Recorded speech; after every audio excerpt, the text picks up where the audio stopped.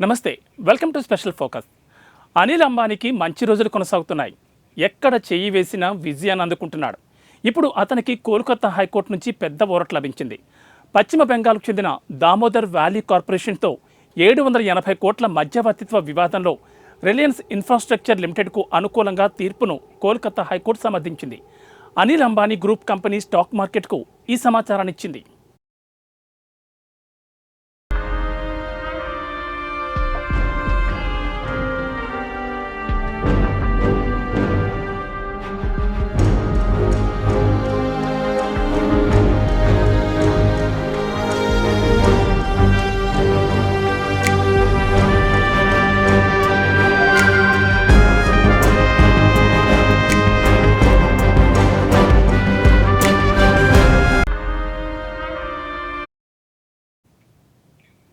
దశాబ్ద కాలం క్రితం పశ్చిమ బెంగాల్లోని పురూలియాలో 1200 మెగావాట్ల థర్మల్ పవర్ ప్లాంట్ను 3750 కోట్లతో ఏర్పాటు చేసేందుకు రిలయన్స్ ఇన్ఫ్రాస్ట్రక్చర్ కాంట్రాక్ట్ను దక్కించుకుంది.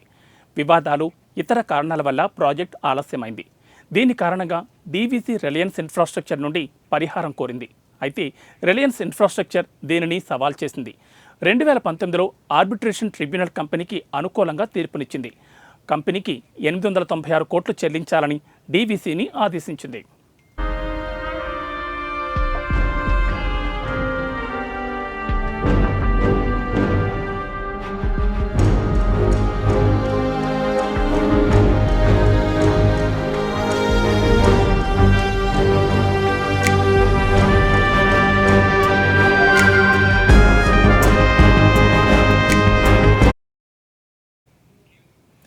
డీవీసీ కోల్కతా హైకోర్టులో ఆర్బిట్రేషన్ ట్రిబ్యునల్ ఆదేశాలను సవాలు చేసింది.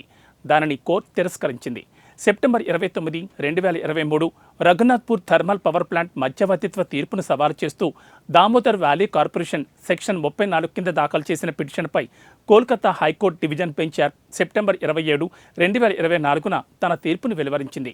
స్టాక్ ఎక్స్చేంజ్ సంబంధంలో ఉంది. ఇందులో వడ్డీతో సహా దాదాపు 780 కోట్లు చేరాయి.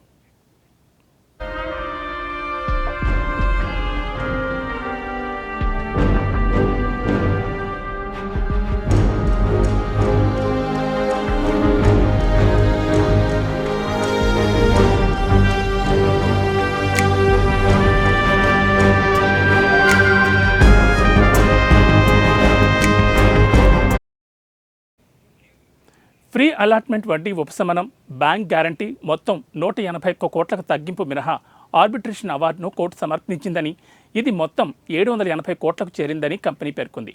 దీంతో పాటు 600 కోట్ల బ్యాంక్ గ్యారంటీ కూడా జారీ చేయనున్నారు. రిలయన్స్ ఇన్ఫ్రా ప్రస్తుతం నిర్ణయంపై వివరణాత్మక సమీక్ష నిర్వహిస్తోందని, న్యాయ సలహా ఆధారంగా నిర్ణయాన్ని అమలు చేయడానికి లేదా సెప్టెంబర్ 27, 2024 నిర్ణయాన్ని సవాలు చేస్తామని తెలిపింది.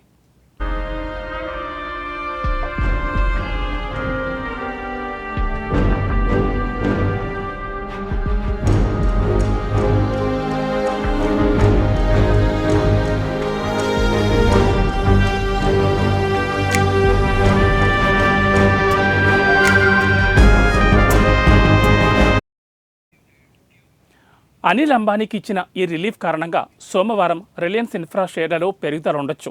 డేటా ప్రకారం శుక్రవారం రిలయన్స్ ఇన్ఫ్రాస్ట్రక్చర్ షేర్లలో 1.73% క్షీణత ఉంది. కంపెనీ షేర్లు 322.95కు చేరుకున్నాయి. అయితే ట్రేడింగ్ సెషన్లో కంపెనీ షేర్లు 317.15కి దిగజారాయి. అయితే గత నెలలో ఆర్ ఇన్ఫ్రా షేర్లు 52% పైగా పెరిగాయి.